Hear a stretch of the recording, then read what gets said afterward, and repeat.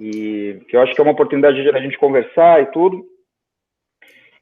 E é uma coisa que, para mim, ela é muito importante. Eu, como professor de filosofia, eu sempre fico com aquela angústia de, por um lado, tentar fazer com que as pessoas tenham um contato mais profundo possível com a filosofia, e, por um outro, não tendo as condições acadêmicas, exegéticas, para fazer exatamente isso. Então, quando eu estou dando aula no ensino médio, e mesmo em algumas experiências no ensino superior, são sempre sobrevoos, assim, né? Sempre um overview das coisas, e às vezes eu me entusiasmo um pouco, tento entrar no detalhe, mas eu percebo que há uma certa impertinência. E eu acho que esses espaços eles podem servir para isso, né? É um pouco assim, eu vou para a Casa do Saber ou eu entro na filosofia da USP. Existem sempre essas opções, assim, né? E elas não são exatamente a mesma coisa. Então eu vou tentar aqui realizar a difícil tarefa de não ser Casa do Saber, que é uma iniciativa que eu acho bacana também, né? Ok? Então, tentar trazer a filosofia do Kant de maneira mais técnica, o mais profundo possível, considerando que não será possível tratar da crítica da razão pura nos seus pormenores. Né? É um livro de quase 900 páginas e uma leitura que para mim, pelo menos, eu me lembro que no primeiro trabalho que eu fiz com crítica da razão pura, fiquei quase um ano em cima dela, né? E depois tive que revisitar mais algumas vezes, etc. Mas esse processo eu acho que é melhor tratar quando eu começar o comentário sobre o texto do Victor Goldschmidt. O Felipe, professor doutor, um excelente acadêmico, professor também do nível de ensino médio brilhante, reconhecido pelos alunos. Nós tivemos a sorte de trabalharmos juntos lá no Marista, e hoje é meu irmão aí no podcast da Sagrada Família. A Elidmara é uma conhecida recente, ela está no grupo Trabalho e Educação, da professora Carmen, lá da Educação da USP. Mas, enfim. E a Lu é minha colega de trabalho no Furão Gaivota, mas se vocês quiserem, acharem pertinente fazer um oizinho, uma apresentação rápida, eu acho legal, né? Não? Sim? Você acha legal? Não, tá ótimo, Cristiano. Só dizer que eu estou aqui mais como ouvinte, porque esse assunto também é bem novo para mim. Ok. Eu acho que assim, os propósitos são comuns, assim, né? Dentro dessa perspectiva de realizar um bom approach para uma futura leitura eventual do próprio Kant, né? Bom, então vamos lá, vamos apitar o início aí a gente já entra propriamente nas questões e tal. Bom, nesse encontro, eu pensei em 4 encontros, né? Nesse primeiro encontro, eu vou basear tudo em 2 textos do Kant, curtinhos, e um texto do Victor Goldschmidt. Já vai ficar claro o porquê desse texto. Pergunta, Cabreira, alguém já sugeriu esse texto? Está em alguma bibliografia do primeiro ano da USP ou não? Não, só o segundo prefácio mesmo, né? Você passou o primeiro e o Lebrun. O resto, mais nada, foi só isso.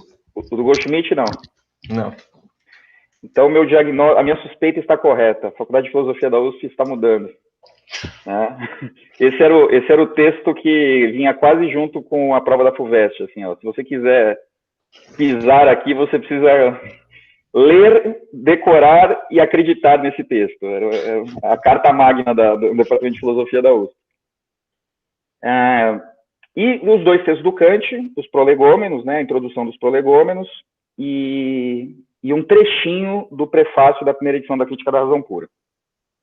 Bom, primeiro, gente, antes de eu começar, eu só não posso perder meu isqueiro aqui, senão eu não consigo pensar. Celso, tá aqui. Bom, então vamos lá primeiro ao Goldschmidt. A primeira coisa importante de nós entendermos é que a minha formação, ela está muito marcada pela minha passagem pela Faculdade de Filosofia da USP, né? O que significa isso? Esse departamento específico, ele tem uma tradição e um certo paradigma de leitura filosófica, né, de entendimento mesmo do que é filosofia.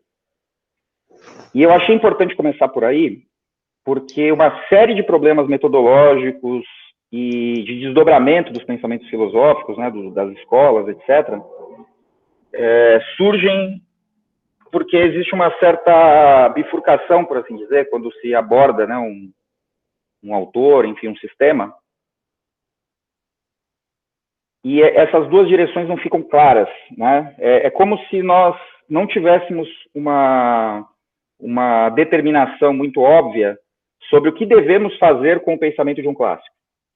Então, assim, se pensarmos em Hegel, por exemplo, né, trazendo um pouco mais para a realidade de pesquisa da Eli, por que eu estudaria Hegel? O que isso vai gerar dentro da minha perspectiva e dentro da minha leitura filosófica das coisas, né? E a mesma coisa valeria para o Kant, a mesma coisa vale para o Descartes, a mesma coisa vale para o Aristóteles. E essa distinção o Departamento de Filosofia da USP faz de maneira muito clara e muito, por assim dizer, dogmática, né? Então, a primeira coisa, pelo menos até a minha geração isso aconteceu, a primeira coisa que se firma muito claramente é que o texto ele tem uma autonomia em si mesmo. Tá? Então, esse é o aspecto fundamental. O Goldschmidt vai tratar isso a partir de duas abordagens, né? Dois conceitos diferentes de como ler um texto de filosofia, né? O primeiro que ele vai chamar de tempo lógico, e o segundo que ele vai chamar de tempo histórico, ou eventualmente no texto também, isso aparece na fala de alguns professores, que é a abordagem genética da filosofia. Tá? Mas antes de entrar propriamente no texto, acho legal a gente apontar quem é essa figura, né? Bom, o Goldschmidt ele é um alemão que vai morar na França muito cedo, né? Quase quando criança, faz toda a sua carreira de professor de filosofia, de estudioso de filosofia antiga na Sorbonne, né? Dentro da filosofia francesa, dentro dos paradigmas da filosofia francesa, portanto, muitíssimo influenciado pela tradição estruturalista, né? Do próprio Althusser, de Foucault, do Guéroult, que foi o professor dele, e de um grande historiador da filosofia, que é o Émile Breyer. Né? Então, Cabreira, provavelmente você vai bater nesse autor também, tá? Ele tem uma coleção de história da filosofia que é um clássico e não dá para passar pelo curso sem... Já foi mencionado. Não foi recomendado, mas já foi mencionado. Sim, especialmente os estudos dele sobre filosofia alemã e em especial ainda sobre Hegel. Né? O Breyer ele é uma referência nisso. Bom, o Departamento de Filosofia da USP, antes dos anos 60, né, ele não existia. Existia a Faculdade de Ciências Humanas, que funcionava lá na Maria Antônia. Filosofia na USP só existia filosofia no Brasil, né, só existia de maneira coesa dentro da Faculdade de Direito, especialmente a partir da liderança do Reale, né? Mas era uma filosofia que ela tinha um compromisso político muito forte, né, com o conservadorismo que sempre graçou dentro da Faculdade de Direito, mas que à época era muito, muito mais importante. O Felipe certamente tem referências a esse respeito, né, porque é um especialista no período Vargas, e eu estou falando exatamente desse período, né, dos anos 40 dos anos 50. E a USP é uma universidade de 1934, então tudo bem, né, isso ainda está se articulando, mas a partir da segunda metade dos anos 50 e anos 60, inicia-se um processo de constituir um departamento de filosofia de verdade, né, e não uma filosofia servindo aos interesses de uma outra ciência, como o direito. Né. E aí vem a chamada missão francesa para cá, que são intelectuais da Sorbonne, que vêm para fundar mesmo o departamento de filosofia. Né. Então, figuras como o Victor Goldschmidt, o Guillemant, o Gerard Leban, que você está lendo, né? O próprio Guéroult. Então, vários intelectuais da Sorbonne, eles vinham para o Brasil numa espécie de convênio, né? E eles vieram para formar mesmo uma geração de professores. Então, professores como a Marilena, como a Algária, né? Esses intelectuais que hoje são eméritos dentro da universidade, eram estudantes, alunos desses grandes professores franceses. Logo depois vem a repressão da ditadura militar, e alguns deles estavam com projetos. A Marilena, se não me engano, estava fazendo mestrado na época. Eles transferem as pesquisas para Paris, terminam lá né, e depois voltam como professores aqui da universidade a partir dos anos 70. Dentro desse grupo, né, aí os franceses vão deixando, né, eu não sei se isso é verdade, mas uma vez eu escutei do Ricardo Terra de que nesses anos as aulas eram ministradas majoritariamente em francês, dentro do departamento de filosofia da USP, e eu acho que faz sentido isso, porque a nossa biblioteca, a Florestan Fernandes, ela tem um acervo em francês gigantesco, né? Então também tem essa ligação, mas assim, dá para dizer que a Faculdade de Filosofia da USP é uma extensão metodológica e, sob o ponto de vista também da escolha do currículo e etc., da Academia Francesa, em especial da Sorbonne. Tá?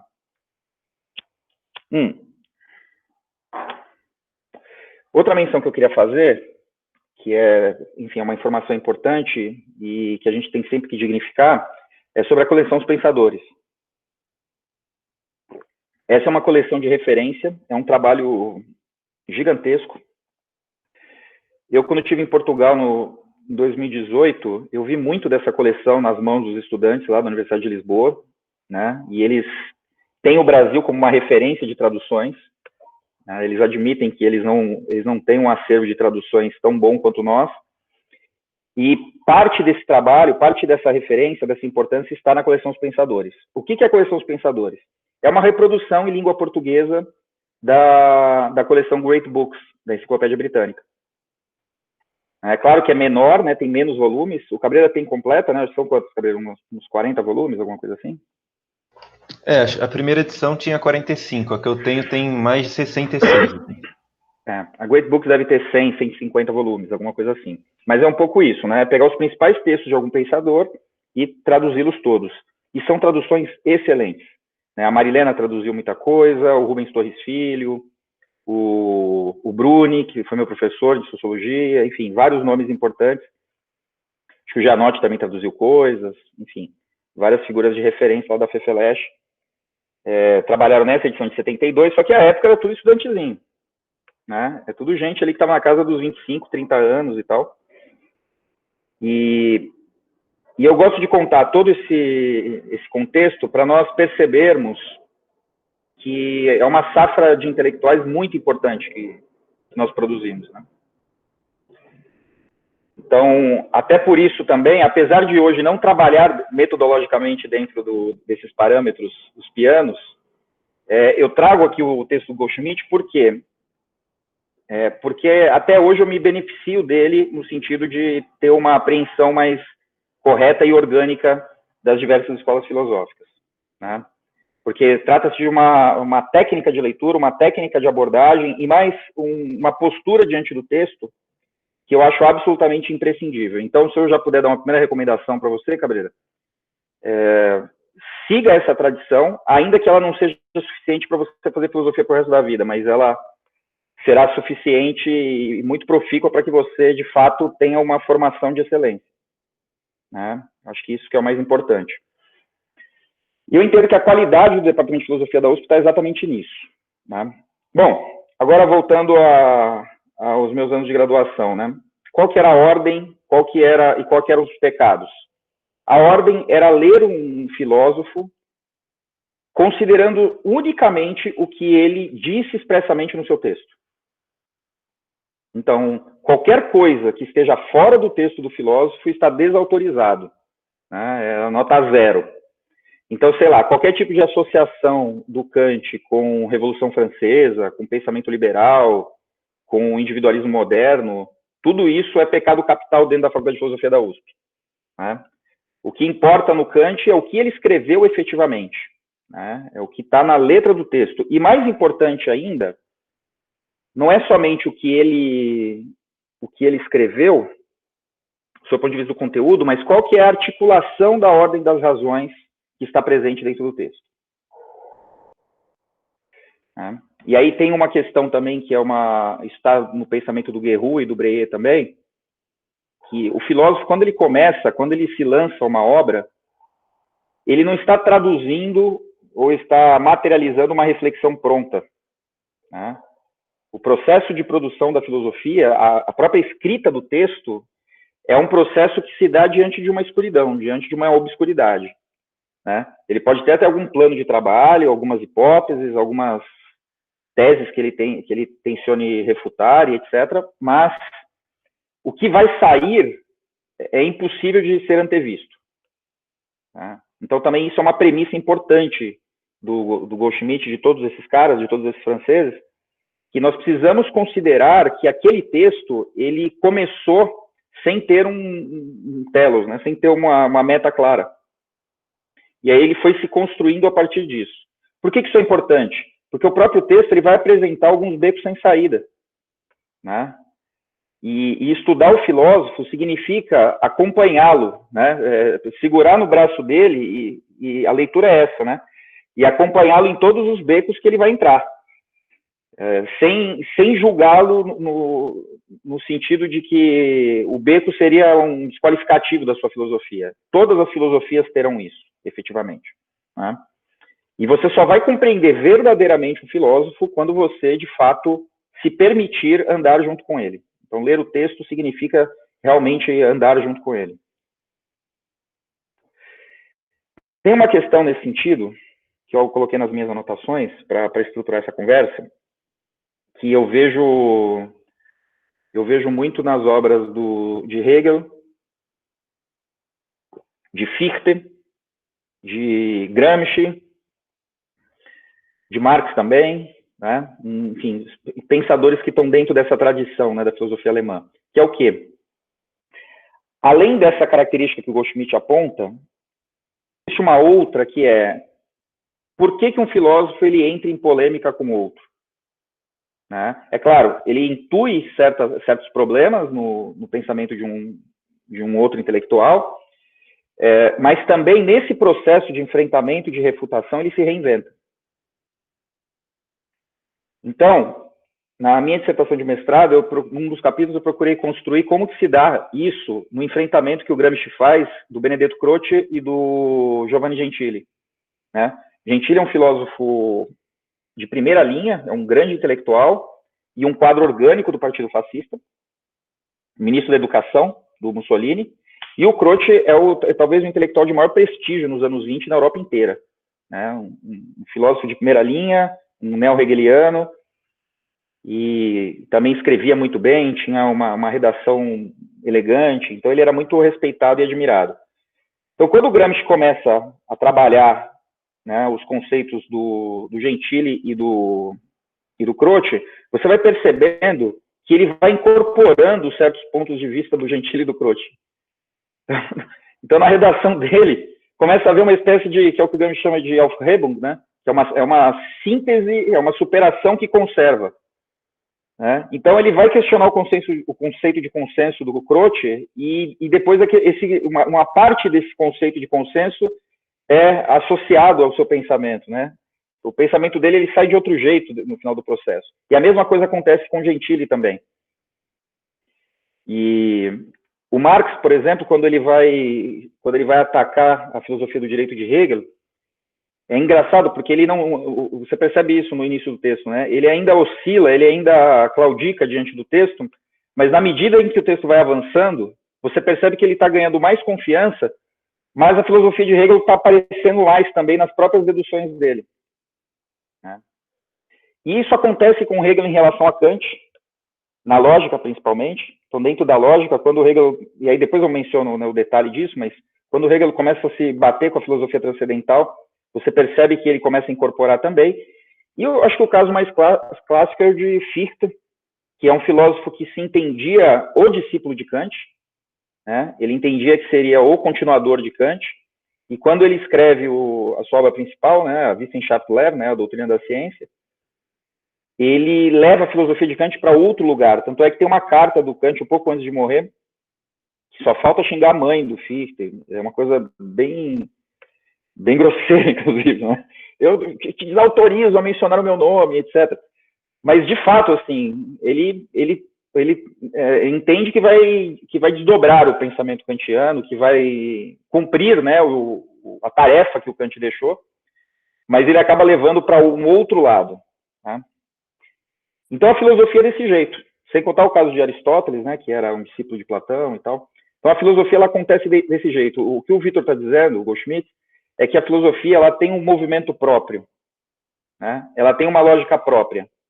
E todo grande pensador, ele tem compromisso somente com essa ordem de razões, que ele, assim, cuja finalidade ou cujo objetivo ele desconhece no começo. E a leitura filosófica deve ser uma leitura também nesse sentido. Ó, vou ler a Crítica da Razão Pura. E o que significa isso? Significa que eu vou simplesmente me permitir fazer essa viagem, me permitir seguir essa trilha junto com o autor, né? E quando terminar o livro, quando eu fechar, eu vou respirar e vou ver o que aconteceu comigo. É um pouco esse processo. Com certeza não se sai o mesmo depois de ler um clássico como Kant, como Hegel, como Aristóteles, etc. Bom, por que isso é um problema?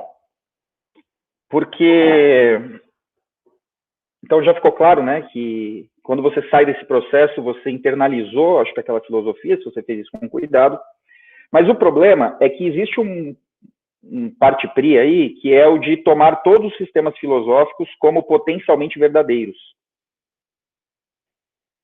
E existe um outro imperativo, que é o de recusar qualquer informação de contexto dessa obra, né? Por que isso é um problema para nós, especialmente das ciências humanas, que estamos vivendo em 2020? É que toda a tradição da filosofia pós-kantiana é uma tradição que vai tomar a própria história da filosofia, a própria história de um pensamento, como a própria filosofia. Então, o que Hegel vai fazer, né? Ele vai olhar para a história da filosofia no sentido completamente oposto. Ele vai tentar enxergar na história da filosofia momentos, em cada autor, em cada livro, em cada tratado, ele está tentando enxergar momentos de uma grande odisseia do espírito humano em busca da compreensão da natureza das coisas. Então, é um outro enfoque, né, em relação à proposta do Goldschmidt. Então, por que eu vou ler Aristóteles? Por que eu vou ler Platão? Na verdade, eu vou ler um capítulo da minha existência como espécie, né? Eu vou desvelar momentos dessa grande trajetória, né? Claro que em Hegel isso tem um propósito também específico, né? Ele entende que a filosofia dele é o último capítulo, né, dessa longa história. Mas nós que somos estudiosos de ciências humanas e, enfim, nos debruçamos sobre essas questões, nós temos essa necessidade, né, que é o que o Goldschmidt vai chamar de abordagem genética de um sistema filosófico. Ou, se quisermos, abordagem histórica dele, né? Dentro do campo do hegelianismo, do marxismo, da escola de Frankfurt, né, Lu, você que está interessado em Adorno e tal, essa abordagem genética, ela é absolutamente fundamental e ela é canônica. Então, para Nietzsche, por exemplo, enfim, para essa tradição que vem depois do Kant,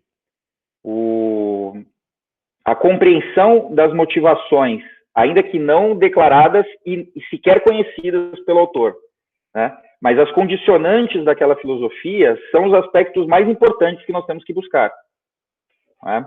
Mas isso é o que o Goldschmidt está chamando de adicionar coisas ao texto, coisas que não necessariamente estão ali. E, de fato, é muito perigoso, porque qual é a autorização que você tem para, por exemplo, inferir algo da obra do Kant que não esteja na própria obra do Kant? Então, nós começamos a entrar num terreno, de certa maneira, relativista, e que coloca o movimento do texto de uma maneira muito secundária e impossível de ser compreendida, né? Então, o resultado de alguém que se relaciona com a filosofia primariamente de uma maneira genética ou histórica é ficar para sempre numa superficialidade. O sujeito nunca vai conseguir controlar efetivamente os meandros, né? Seja de um autor em especial, seja da tradição filosófica inteira, tá? Então, Cabreiro, agora um depoimento pessoal.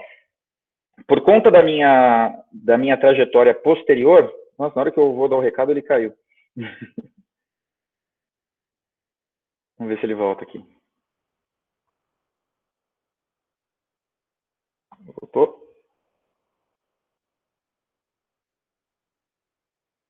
Dez segundos. Voltou. Voltou. Caí aqui, desculpa. Não. Então, assim, por conta do rol de autores, dos problemas que eu lido, né, já desde o final da graduação, depois na licenciatura, no mestrado e agora no doutorado, o tempo histórico ele é fundamental para mim. A abordagem genética é fundamental. Mas eu sempre tomo cuidado de colocar essa abordagem genérica a partir da leitura estrutural que eu já tive. Tá? Manda lá, Felipe. Eu penso que é um vício que afasta quem estuda filosofia e quem estuda história, por exemplo. É a razão pela qual há tanta dificuldade, por exemplo, de um historiador ensinar filosofia. Porque ele não ensina filosofia, ele ensina história do pensamento. São duas coisas totalmente distintas. Eu já tive a oportunidade de lecionar filosofia e a minha questão ficava justamente na abordagem que você coloca como genética, né, contextualizada, do que propriamente aquilo que o filósofo diz. Não está no nosso domínio. Eu acho que esse, na verdade, é um grande problema das humanas, porque isso se aplica, por exemplo, na relação da história com a sociologia, na história com a antropologia, com as letras. São disciplinas que, apesar de lidarem com o pensamento humano, elas, e mais especificamente com a crítica, vamos dizer assim, essa questão mais reflexiva, né? Elas parecem não dialogar, justamente porque elas caminham por lados diferentes e, na verdade, priorizam questões outras, né? Então, você está ouvindo, eu estou ouvindo você falar e eu estou me vendo dando aula de filosofia, né? Que, na verdade, não é aula de filosofia, é aula de história. Né? Assim como eu vou dar aula de sociologia, eu não dou aula de sociologia, porque o sociólogo prioriza determinadas coisas que o historiador não prioriza. Né? Então, não se sinta sozinho, né, nessa questão. Mas é muito interessante pensar nisso, porque é uma falha, né? Eu, particularmente, a filosofia que eu aprendi na faculdade foi exatamente essa, né? A filosofia da história. Né? E a partir do Hegel, ele é o ponto inicial. Né? A gente começa, na verdade, com o Kant, né? Mas depois, fundamentalmente, buscando localizar historicamente o pensamento, e não o pensamento em si. Sim. E de maneira inversa, é o que acontece comigo quando eu dou aula de história. Eu estou pouquíssimo preocupado com a descrição, né, dos acontecimentos, e eu fico o tempo inteiro tentando deduzir filosoficamente quais são os elementos que estão atuando naquele contexto, né? Então, assim, toda essa reflexão em torno do texto do Goldschmidt, ela vem nesse sentido. Ele fala até mesmo, no final do texto, ele é um pouco duro, assim, né? Ele fala de responsabilidade filosófica, né? Ele tá, de certa maneira, evocando aí uma questão ética em relação ao sistema filosófico. Né? Você vai estudar um autor, você precisa, antes de mais nada, respirar e conceder a esse autor a oportunidade de lhe falar e de lhe provar as suas razões. Né? Então, muito provavelmente, existe uma possibilidade de Tomás de Aquino estar absolutamente correto, ainda que ele esteja escrevendo lá na Baixa Idade Média. Né? Coisa que para um hegeliano é impensável. Né? Não é, como é um capítulo da história da... Então, assim, dentro dessa perspectiva genética, a questão da verdade, ela se esvazia. Né?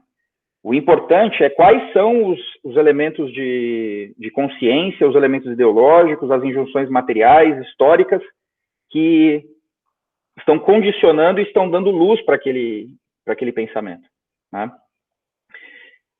Enfim, né? É um assunto que para mim é muito delicado, porque o que acontece dentro da Faculdade de Filosofia da USP, né? Aqueles que entendem que isso que essa leitura estrutural, né, que se chama leitura estrutural, né? Aqueles que entendem que essa leitura estrutural ela empobrece a compreensão do autor, acabam limados do curso, eventualmente nem terminam, né? Vão reprovando, não conseguem entrar nas pós-graduações, etc. Né? E você talvez veja isso acontece dentro da Faculdade de Educação. Professores que saíram da Faculdade de Filosofia da USP, talvez você veja isso em bancas e etc. Né? Eles vão insistir na justeza estrutural da crítica. Né? Qualquer coisa que escape do que o autor está dizendo vai ser duramente punido. Assim.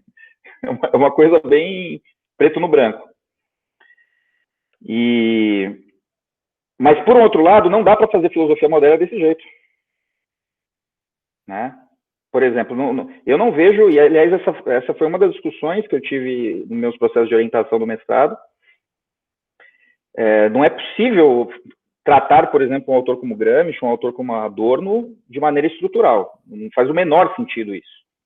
Até porque eles admitem esse parte-pris de que a própria história ela é filosofia, e não só a história do pensamento.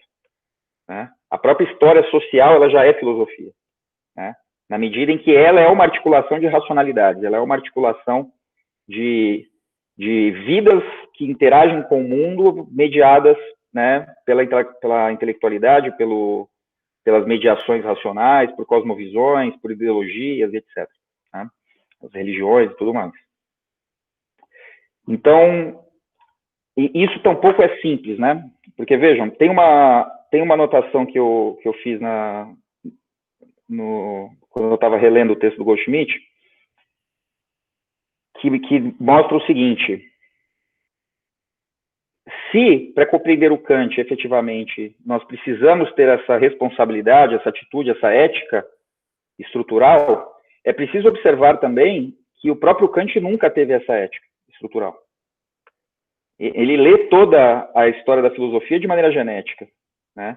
Ele aborda o David Hume de maneira genética. Ele aborda o Descartes, o Aristóteles, o Aquino, todos eles de maneira genética. O que isso quer dizer? Que se você ficar nessa responsabilidade, nessa ética estrutural como um valor, você nunca vai fazer filosofia. Né? Porque você não consegue sair de dentro do sistema. Né? Tudo bem, pode ser que você encontre uma contradição, mas é muito difícil, num autor clássico, você encontrar uma inconsistência muito grande. Em geral, eles são clássicos por isso, eles fecham. Né? Dentro de uma leitura estrutural, você lê o Leibniz, está tudo lá. Né? Eu sei tudo sobre tudo. Da matemática, a física, a teologia, eu sei porque o mundo é assim, eu sei por que Deus permitiu a criação do mal, eu tenho um sistema completo da existência. Então, para eu conseguir, de certa maneira, me emancipar ou sair dessa captura do sistema filosófico, eu preciso colocar outros elementos ali.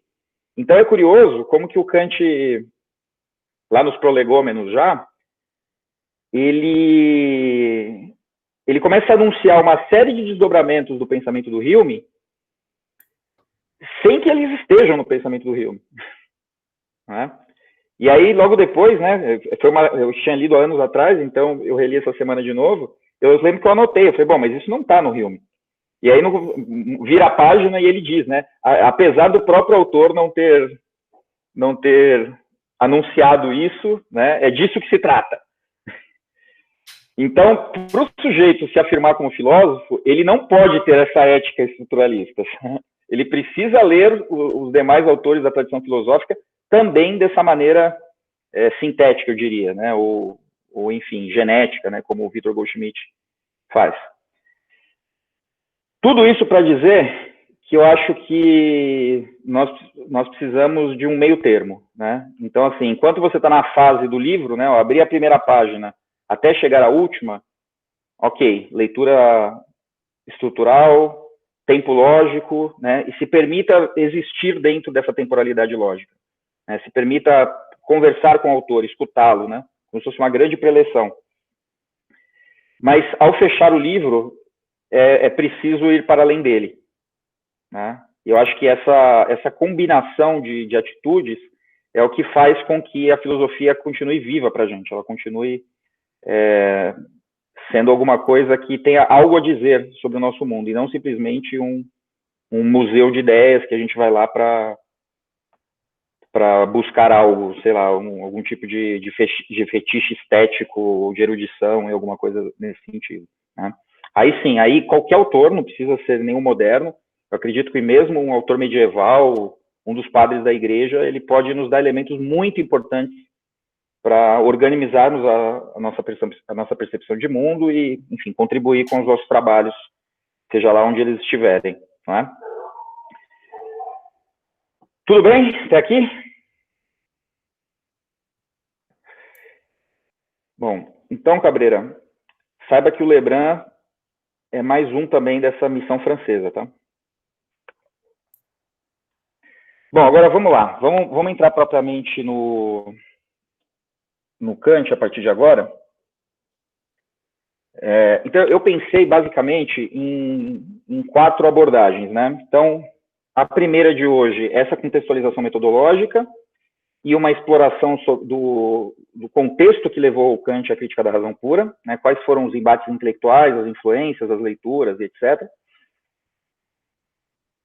Uma certa tradução dessa propedêutica, desse momento, né, que são os primeiros anos da publicação da Crítica da Razão Pura, né, de 1781 até 1787, mais ou menos. Na semana que vem, eu pretendo tratar analiticamente os conceitos da obra, né, a gente entender exatamente como que ele constrói essa crítica. Então, hoje é um pouco o que significa a crítica, e aí, na semana que vem, detalhar essa mecânica interna do texto. No terceiro encontro, eu queria trazer alguns elementos críticos à crítica da razão pura, né? Especialmente do Rubens Torres Filho e do próprio Lebrun, né? O Rubens Torres Filho, em especial, ele tem ele está numa posição interessante porque ele é um apaixonado por Kant e Nietzsche, que são 2 inimigos mortais dentro da filosofia. Então, ele faz uma leitura nietzschiana do Kant e faz uma leitura kantiana do Nietzsche. Síntese que é meio ornitorrínquica, mas o Rubens Torres, ele foi professor da Faculdade de Filosofia também, ele foi, né, um intelectual brilhante, né? Então, ele tem um texto chamado A Virtus Dormitiva de Kant, e aí, nesse terceiro encontro, eu gostaria de comentar principalmente esse texto dele e um texto do Lebrun. E, por fim, eu queria abandonar um pouco essa perspectiva da leitura estrutural e trazer um caso do que é uma leitura genética do Kant autêntica, né? A partir do prefácio, da introdução de um livro chamado Introdução a uma Estética Marxista, do filósofo Georg Lukács. E por que eu gostaria de trazer isso? Porque o Lukács, ele é um filósofo de primeira linha, ele está na estatura de um Adorno no século XX, de um Wittgenstein, de um Sartre, etc. E toda a filosofia dele depende justamente dessa abordagem histórica e genética, né? E ele faz isso de maneira grandiosa também. E esse livro é um livro que é pouco lido, né? Um livro pouco estudado, e ele tem essa introduçãozinha em que ele aponta um elemento da obra do Kant que é um elemento muito importante. Primeiro, porque denuncia uma crise do pensamento kantiano.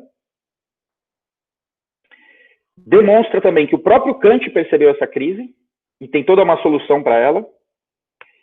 E, ao mesmo tempo, tenta estabelecer um ponto de partida de toda a filosofia posterior, né? Muito claramente, Hegel, Fichte, Schelling, Marx, todos do século XX, Adorno, Foucault, e Nietzsche, e Schopenhauer, e assim por diante, né? Então, eu acho que é uma intuição, e ele é numa introdução que só aparece, não é numa análise, né? É coisa de uma página e meia, ele vem e joga esse negócio, e isso para mim parece muito importante. Então, eu sempre trago essa referência do Lukács depois de encerrarmos algum percurso sobre a crítica da razão pura, porque é o momento de pensar o que foi feito do pensamento kantiano, né? E tudo isso acontece no espaço de 15 a 20 anos, em que o Kant ainda estava vivo, né? Então, mas aí só vou deixar para depois, mas é só para a gente ter uma noção aqui do cronograma das coisas. Bom, então vamos lá agora, né? Kant nasce em 1724, falece em 1804. Então a vida dele é dentro da tradição da Aufklärung, né, do iluminismo alemão, que é bastante diferente do iluminismo britânico, do iluminismo francês. Em primeiro lugar, porque a Alemanha, ela, nessa época, e até o final do 19 também, mas essa época isso é muito característico, ela combina elementos muito heterogêneos. Então, por exemplo, filosofia na Alemanha do século XVIII ainda se escrevia em latim, seguindo o modelo dos escolásticos medievais, né? Ao mesmo tempo, politicamente, a Alemanha não era um Estado nacional, né? Era um punhado, né, centenas de cidades-estados, sei lá, de feudos modernizados, talvez, né, sem nenhum tipo de unidade política, portanto, atrasada em relação à Inglaterra, por exemplo, né, em relação a Portugal mesmo, né, que já deram passos no sentido de uma unificação nacional bem antes, e até mesmo, eu diria que em relação à França. No entanto, o pensamento científico, que nós vamos considerar hoje como pensamento científico, já está nascendo com muito vigor dentro da Alemanha, né? Então, nós temos elementos bastante heterogêneos aí funcionando. Então, existe uma vanguarda intelectual europeia dentro da Alemanha, ao mesmo tempo que ela é politicamente atrasada, está relativamente atrasada em termos tecnológicos, mas cientificamente ela já está avançada, né? Não tanto quanto a Inglaterra, mas em relação às outras nações, sim. Mas o importante, se a gente pensar sob o ponto de vista da produção literária dos filósofos, né, desse período, dessa tradição escolástica dentro do iluminismo alemão, o que nós temos é o quê? Questões modernas colocadas sob um formato de tratado, né, como um bom e velho tratado medieval, né? O sujeito botava lá um axioma, né, fazia um comentário do axioma e saia deduzindo aquele troço, né? Sei lá, se Deus é bom, por que existe o mal no mundo? E aí ele começa, parará, parará, parará, parará, parará, parará, e fica ali deduzindo todas as possibilidades, né? No entanto, os temas eles já são modernos. A gente precisa ter atenção a isso, né? Modernos em que sentido? Eles já trabalham com noções tipicamente republicanas, né, que já apontam para a configuração do Estado moderno. Então, Kant ele vai falar o tempo todo, a gente vai ver isso no segundo prefácio, né? Mas ele vai falar o tempo todo de chamar a razão ao tribunal, né? Então já tem essa linguagem jurídica que o Kant se vale, né? Para pensar questões metodológicas, questões estritamente teóricas, né?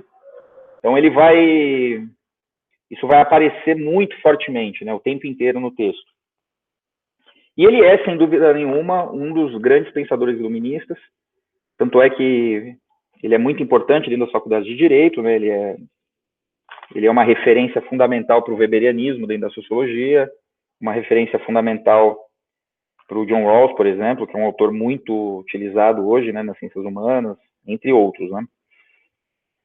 Então, esse século XVIII que está indo para o mundo moderno, ainda conservando elementos importantes do passado, como todo alemão gosta de fazer.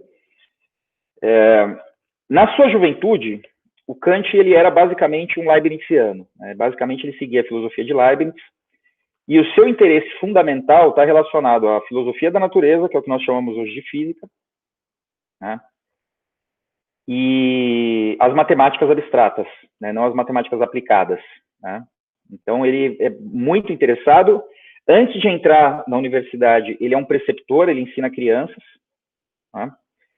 Ao mesmo tempo que ele desenvolve uma reflexão filosófica de alto nível, mas era uma reflexão filosófica dentro dos marcos do leibnizianismo, né? Então, naquele momento, havia dois grandes nomes na cultura alemã, dois nomes de proa, que além de Leibniz, é Christian Wolff, né? E o Kant é efetivamente um exegeta desses dois autores, né? Em relação a Wolff, tem uma questão importante, que é a seguinte: o objeto fundamental dele é a metafísica, né? Então, a metafísica, aqui cabe um certo esclarecimento, porque vocês vão ver muito isso nesses textos e tal, principalmente nos textos do Kant. Metafísica vai aparecer para o Kant sempre como sinônimo de filosofia. Então, a metafísica não é uma parte da filosofia, né? Como a gente ensina hoje, por exemplo, no ensino médio, né? A filosofia ela tem várias partes, tem a lógica, tem a filosofia da natureza, tem a filosofia moral, né? E tem a metafísica, né? Tem a estética, né? Não. né, na compreensão do Kant, e essa é uma compreensão típica do século XVIII, a metafísica é a filosofia. Em que sentido? A metafísica é a parte da filosofia que trata dos primeiros princípios, que trata do fundamento das coisas. Então, é como se as outras abordagens da filosofia fossem caminhos para se chegar até a metafísica. Então, isso é uma percepção que já estava no mundo árabe, né, porque o Aristóteles, já no meio 200 anos, mais ou menos, depois da sua produção, ele começa a ser, de certa maneira, menos lido no mundo ocidental e começa a ser muito consumido no mundo bizantino. E depois, com a queda do Império Romano, ele vai passar para o mundo medieval, para o mundo árabe, e vai ficar por lá. Aristóteles vai ficar sendo lido ali no Oriente Médio, em Bagdá, e ele só vai voltar à Europa depois das Cruzadas, especificamente nos séculos XII e XIII, por meio da Espanha, né? Então os europeus começam a ler filósofos árabes, né, como Averroes, que são aristotélicos, e aí Aristóteles começa a voltar para a Europa. Então ele vai ser traduzido para o latim a partir do árabe. Né? É um pouco louco isso, né? Mas dentro dessa leitura que é feita de Aristóteles, então ele estudou lá no De Anima aspectos que hoje nós enquadramos dentro da biologia, na física aspectos que hoje nós enquadramos dentro da física, especialmente da física cinética, aspectos de lógica no Tópica 1 e Tópica 2, né? Aspectos de filosofia moral na ética nicomaqueia, né? Aspectos de política na política, mas tudo isso convergiu, no final das contas, para a doutrina dos princípios. Né? Então, assim, ok, eu esgotei a física, eu esgotei a teoria da vida, eu esgotei isso, eu esgotei aquilo, mas o que dá fundamento imutável, eterno e substancial para essas coisas? Tá, é uma outra esfera, é uma esfera em que eu vou ter que necessariamente abandonar o plano da empiria e vou ter que avançar somente com o recurso da razão sobre esse outro plano. Esse momento do pensamento filosófico é o que se chama de metafísica, aquilo que está para além da física. Né? Tanto é que o livro do Aristóteles Metafísico, o título não é dele, né? Esse título é posterior. Então, assim, é o compilado das discussões que sobrevêm à física e todas as investigações empíricas. Com Tomás de Aquino, que é um filósofo aristotélico, a metafísica ela vai ganhar o título de rainha das ciências. Então, ela é, de fato, não somente a forma mais sofisticada de ciência, a forma mais difícil, porque é por meio dela que você descobre a natureza de Deus, a natureza da liberdade, a natureza da alma, essas questões absolutamente intangíveis para qualquer outra área do saber, mas também porque as outras áreas só são compreensíveis a partir dela. Então, não dá para se dizer que você compreende bem a física se você não compreende os fundamentos dela. Né? Então, dentro da estrutura da filosofia do Tomás de Aquino, na Suma Teológica principalmente, a metafísica aparece com essa alcunha, né, por assim dizer, né? A rainha das ciências. Bom, tudo isso para voltarmos a Wolff. Ele vai dividir a metafísica em duas partes. Né? A primeira que ele vai chamar de metafísica geral, que basicamente é a ontologia, isto é, a teoria das coisas, né? Do porquê que as coisas existem, como que elas existem, quais são seus fundamentos, etc. E a metafísica especial, que contempla 3 temas. Primeiro, se Deus existe, qual é a sua natureza? Se a alma existe e se ela é mortal ou imortal? Né? E se o mundo ele é determinado por uma cadeia causal ou não, ou se as coisas acontecem de maneira aleatória e casual. Né?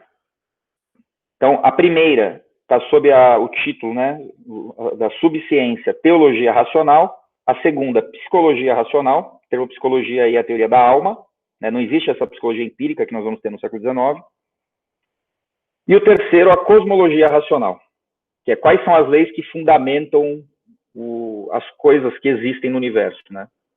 Então, isso é fundamental, porque, por exemplo, sem o conceito de causalidade, sem o conceito de causa e efeito, a física não é possível, por exemplo. A química não é possível. Nenhuma ciência é possível. Então, o Wolff pesquisa essas duas referências. Agora, tem um aspecto importante aí que também sempre passa ao largo,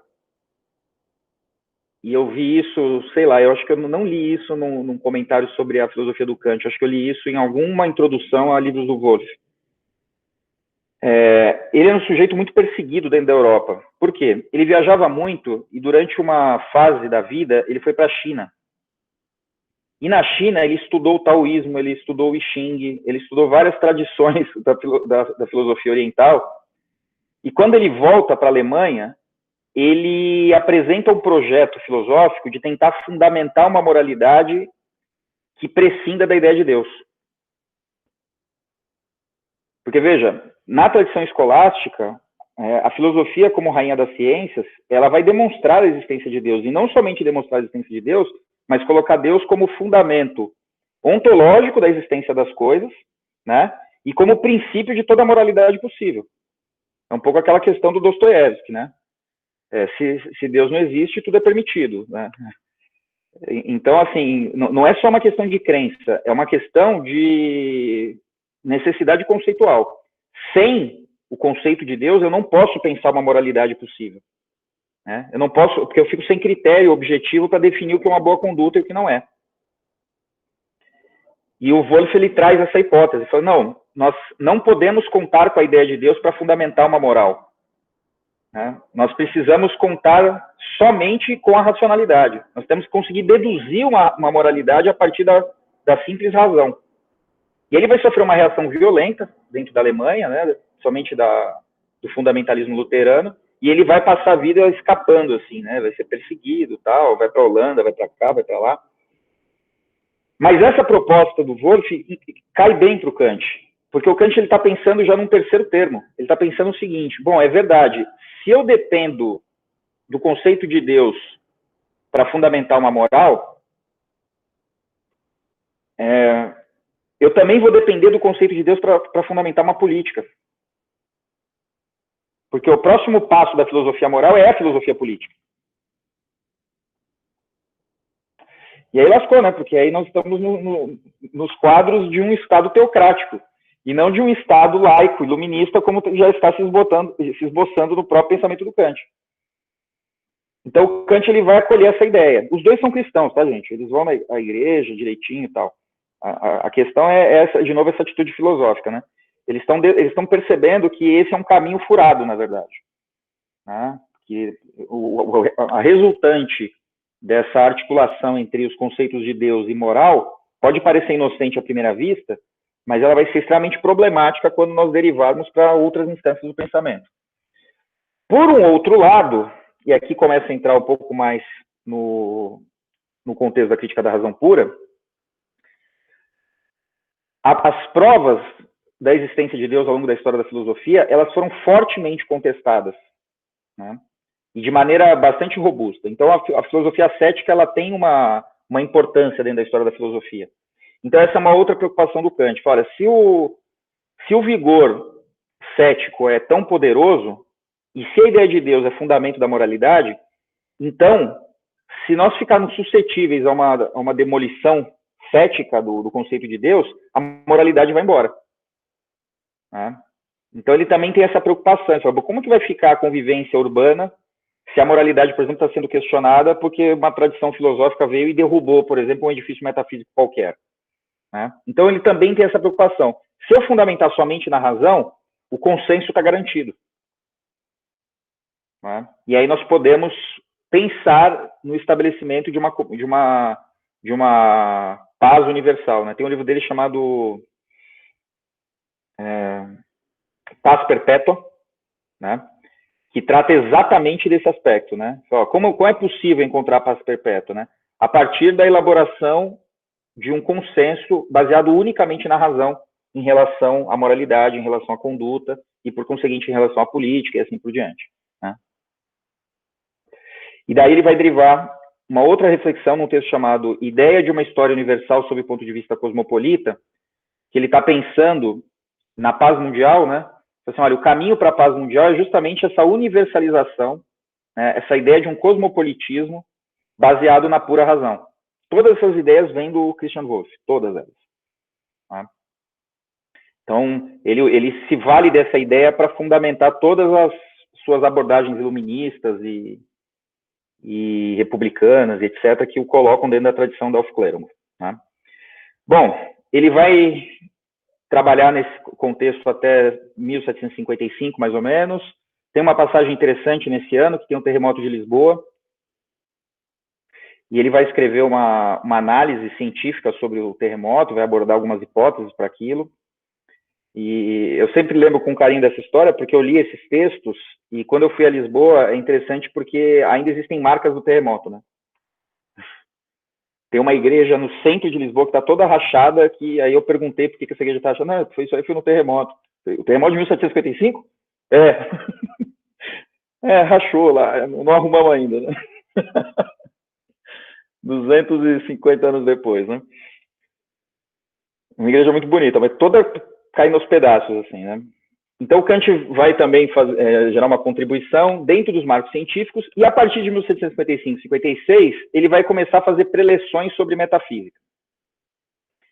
Nessas preleções, ele está basicamente comentando a obra do Leibniz, do Wolff e do Baumgarten, que era um outro filósofo importante também, que é um seguidor de Wolff. E existem alguns textos, né, existem algumas traduções dessas conferências dele, que ele fazia lá em Königsberg, em que ele já demonstrava certo incômodo com a metafísica. Né, inicialmente a partir dessa questão que o Wolff traz, né, de não precisar recorrer à ideia de Deus. Né? Para ele, no limite, vai significar uma mística. Mas não está claro para ele de onde vem esse incômodo. Né? A luz vai aparecer quando ele lê a crítica de um filósofo chamado David Hume, que é um filósofo escocês, ao conceito de causalidade. A gente já vai tratar dele, né, em breve.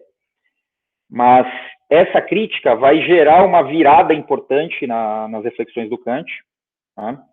Ele vai abandonar esse trabalho dele, né, como ele dava aulas de lógica também, de matemática e tal, então ele vai abandonar esse universo das exatas, por assim dizer.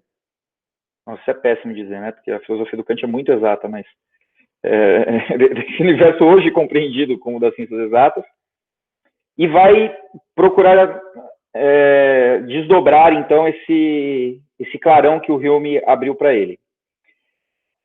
Isso já nos anos 60, e em 1770 ele vai entregar uma dissertação, que era uma dissertação que hoje seria talvez um doutorado para a gente, que é uma dissertação para ingresso no ensino superior, para dar aula na Universidade de Königsberg. Né? E se chama Dissertação sobre os princípios dos mundos sensível e inteligível. Né? Título em latim, mas a tradução é essa. Ele vai entregar essa tese, enfim, esse trabalho, vai ser admitido dentro da universidade e vai desaparecer. Não se tem notícia do Kant a partir de então. Né? E ele vai reaparecer na cena intelectual europeia 11 anos depois, quando ele publica a Crítica da Razão Pura. Né? Ele vai ficar 11 anos em silêncio, e existem muitos elementos dessa dissertação de 1770 na Crítica da Razão Pura, obviamente, mas ele é a chamada década silenciosa do Kant. Né? Ele vai passar 10 anos pensando, escrevendo, estruturando, ruminando a questão lá que o Hume colocou, e o resultado dessa ruminância toda é a Crítica da Razão Pura, que vai surgir em 1781. Né? Hoje nós sabemos que para nós, essa década silenciosa não é tão silenciosa assim, porque o pessoal já foi lá, já futucou e já encontrou cartas do Kant, já encontrou manuais de aulas dele, coisas que ele fazia dentro da universidade. Então nós temos como saber um pouquinho o que estava rolando, né? Mas, sob o ponto de vista das publicações, enfim, é realmente uma década silenciosa. A Crítica da Razão Pura, então, vai surgir em 1781, ela vai ser fortemente criticada, logo em seguida, e em 1783, 2 anos depois, ele vai escrever os Prolegômenos, esse texto que eu mandei para vocês, que está lá nos Pensadores. Né? Nós chamamos de Prolegômenos, que assim, é um apelidinho carinhoso, na verdade, porque o nome do livro é prolegômenos a toda a metafísica futura que possa apresentar-se como ciência. Esse é o título do livro. Mas não dá para ficar falando isso toda hora, né? Quase que um trava-língua esse negócio.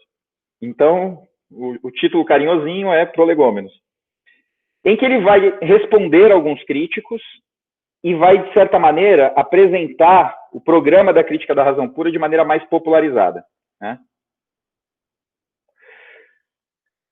E aí tem um problema. Lá no segundo prefácio da crítica da razão pura, ele vai falar o seguinte, ele vai falar isso também nos prolegômenos, né? Mas ele vai dizer o seguinte, olha, algumas pessoas me acusam de obscuridade, mas essa obscuridade é inerente ao trabalho que eu estou fazendo, não é possível dizer de outra maneira, né? E ele vai até fazer, o Kant ele é espirituoso, né? Apesar de meio serial, mas ele tem umas sacadas interessantes. Ele vai dizer, alguns livros não seriam tão grandes se não quisessem ser tão pequenos, e alguns livros não seriam tão pequenos se não quisessem ser tão grandes, né? Então ele está fazendo uma brincadeira aí, que assim, alguns livros eles se tornam mais obscuros ainda, exatamente porque eles quiseram ser sintéticos. Dependendo do assunto, é preciso mesmo, enfim, trabalhar exaustivamente, e aí a obra acaba ficando grande mesmo. Bom, então ele publica os prolegômenos em 1783, e em 1787 ele republica a Crítica da Razão Pura, 6 anos depois da primeira edição, portanto, com algumas mudanças, com algumas alterações, né? No século XIX, quando começam a aparecer as edições críticas, os trechos que estavam na primeira edição serão identificados como edição A, e os textos da segunda edição como edição B. Então, qualquer edição que vocês abrirem da Crítica da Razão Pura, vocês vão perceber que do lado do texto tem lá A30, B52, que é quase que uma divisão por parágrafos, é mais ou menos isso, tá? Então, no Kant, nós nunca citamos como se cita qualquer outro livro, né? Por página, não sei o quê, edição e tal. Você cita A3, por isso que eu mandei, quando eu mandei aquele programinha, eu mandei A7 a A10. Se você abrir uma edição em inglês, em alemão, em francês, vai estar lá, A7 a A10 e vai corresponder ao mesmo trecho, né? Então, esse é um aspecto de direção da abordagem da obra. E quando são romanos, estamos falando dos prefácios. Quando são algoritmos arábicos, estamos falando do texto principal, né? Então, esse 10 em romanos é o primeiro prefácio, né? A10 é o primeiro prefácio, B10, por exemplo, seria o segundo prefácio, e assim por diante. Bom, o Kant vai morrer em 1804. A segunda crítica vai surgir em 1787, né? A última crítica vai sair em 1794, então significa que ele sai publicando uma atrás da outra, e são todos livros muito densos, né?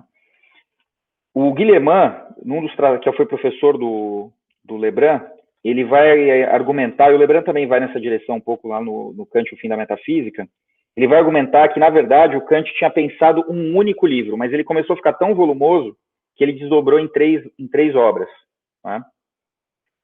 O Lukács discorda disso, e a gente vai ver lá no quarto encontro, né? Lukács ele vai identificar a crítica do juízo como uma tentativa do Kant de resolver problemas que ele não anteviu quando ele escreveu as duas primeiras críticas. Em que sentido? Né? Não dá para desdobrar isso hoje, mas é uma informação que nos ajuda a pensar. O conceito de ciência que o Kant trabalhava, até o final dos anos 90, do século XVIII, pelo menos, era totalmente deduzido da física newtoniana. Para o Kant, ciência era sinônimo de mecânica.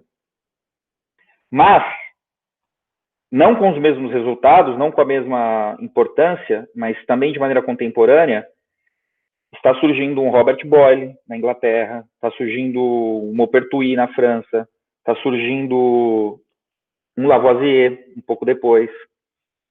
Então, as chamadas ciências do orgânico, elas estão ganhando força, né? É verdade que no século XVIII elas não tinham ainda a mesma consolidação que a física já tinha, né? A partir do trio Galileu, Kepler e Newton. Mas é de fato uma área do conhecimento em ascendência franca, né? Então, quando o Kant, o Lavoisier, se não me engano, ele vai publicar os elementos dele em 1789, né? Então, assim, a gente publica a Crítica da Razão Pura e o Lavoisier publica os elementos de química em 1789. Então, é impossível. Obviamente, ele leu E é essa a argumentação do Lukács, né? Ali o Kant percebeu uma crise nesse paradigma de ciência dele. E aí ele vai tentar dar uma resposta na crítica do juízo que vai vir nos anos 90. Bom, mas tudo isso já é o fim da história. O começo da história está lá na metafísica. Qual que é o problema fundamental do Kant? O problema fundamental é o seguinte. Na história do Ocidente, a metafísica é considerada como a rainha das ciências, como o cume, né, da produção intelectual da humanidade. Mas se você olhar com atenção, ela é uma vergonha, ela é um desastre. Por quê? Porque desde Platão e Aristóteles, que surge um sistema filosófico e não demora muito, surge uma refutação desse sistema filosófico, que o destrói. Logo depois surge um outro sistema filosófico contrariando essa refutação, e o que vem logo em seguida é uma outra refutação. A história da filosofia é uma história de construção de castelos e derrubada de castelos. Não existe a menor estabilidade dentro da história da filosofia. E aí, quando Kant olha para a obra do Newton, que é publicada em 1687, né, os princípios naturais, princípios filosóficos de filosofia natural, que é o que se estuda hoje no ensino médio em física, por exemplo, é o que se usa para fazer um prédio, sei lá o quê. Quando Kant olha para a física, ele diz, olha, a física ela se altera dentro de uma matriz de consenso. Quando surge um novo pensador, ele não demole todo o edifício do pensador anterior. Não, ele acrescenta mais um tijolo àquela obra. Então, se a gente pega, por exemplo, Galileu, né? Então, o que o Galileu está tentando fazer? O Galileu está tentando trazer uma prova matemática para a hipótese do Copérnico de que o Sol está no centro do universo. Muito bem.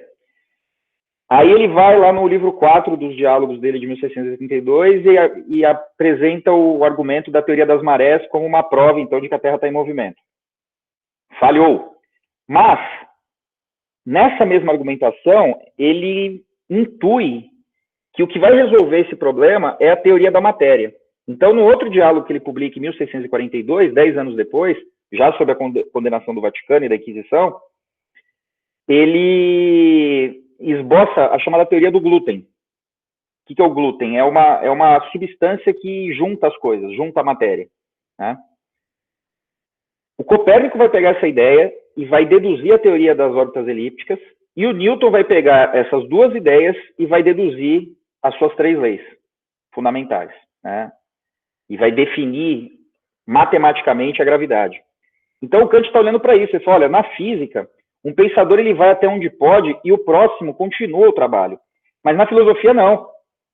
Na filosofia, vem o Platão, faz um esforço de uma vida, aí vem o Aristóteles e destrói tudo e faz outro. Aí vem o outro, e não sei o quê. Aí vem o outro, né? E assim até hoje. Ele fala, isso não é possível. Então, ou a filosofia tem que ser proibida, ela tem que ser interditada, e ela já está, e isso ele sente, né? E ela já está caindo em descrédito público, então você vê que isso não é um problema de hoje, né?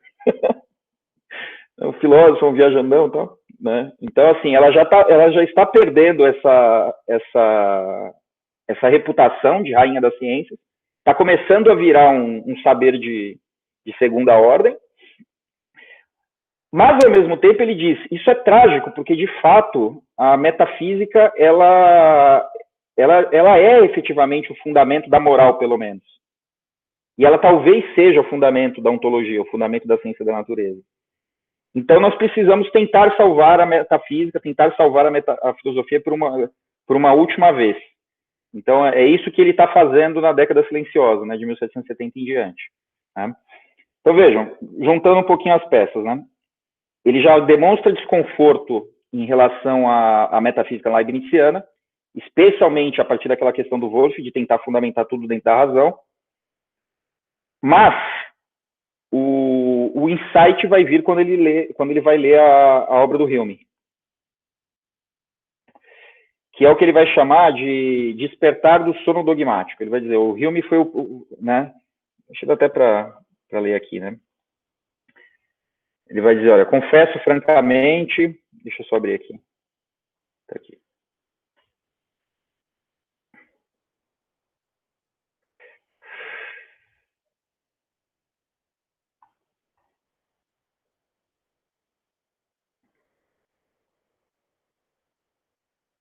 Ele diz, né?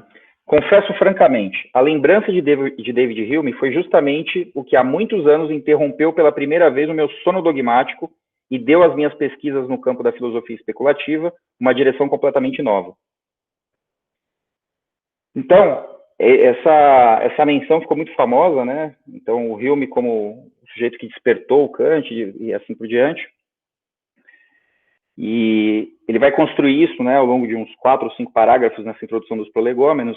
Mas o interessante, e aí de novo, né, a gente volta para essa leitura genética que a gente faz ao Hume.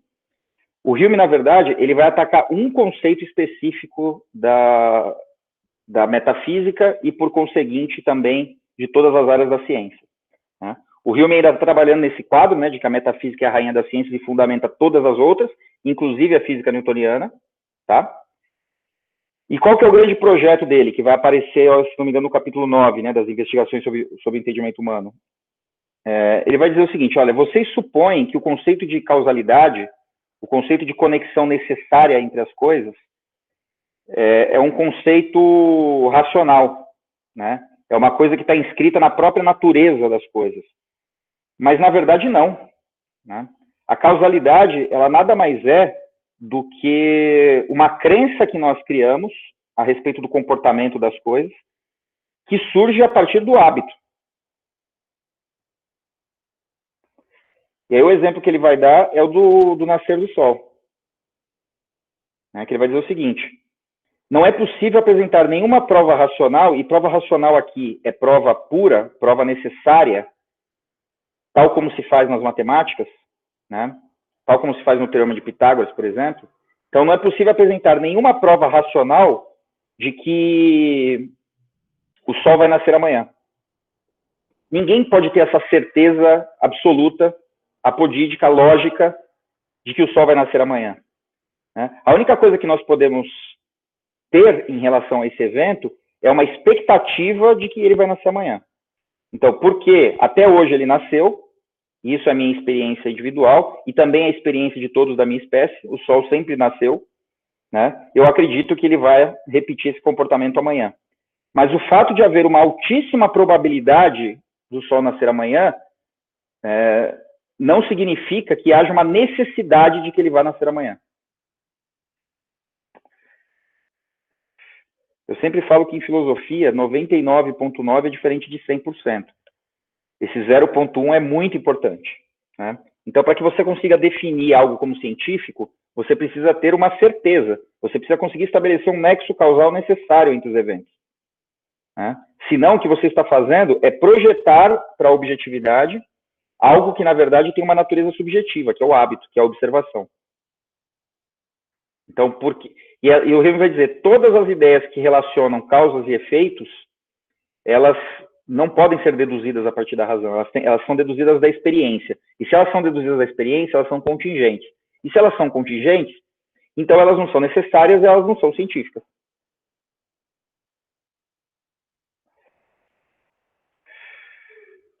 E o Kant vai dizer, sim, ele tem razão. Né? Pelo menos com o que foi feito até agora. Então, o que é a história da filosofia? A história da filosofia, ela consiste numa consolidação tão forte de certos hábitos, de certas observações, que num determinado momento nós perdemos de vista que aquilo foi construído a partir do hábito e transformamos esses conceitos, essas conexões, etc.,